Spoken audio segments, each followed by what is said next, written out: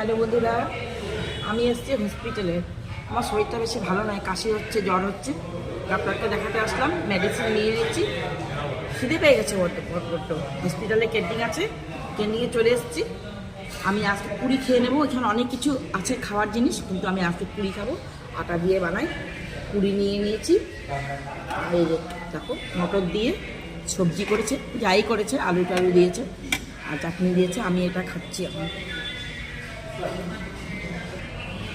এটা আমার বরের, সেম খাবে, উনিও খাচ্ছে। আমাকে নিয়ে এসছে ডাক্তার দেখাবার জন্যে, উনিও ওটা খেয়ে খাবে। খেয়ে নাও।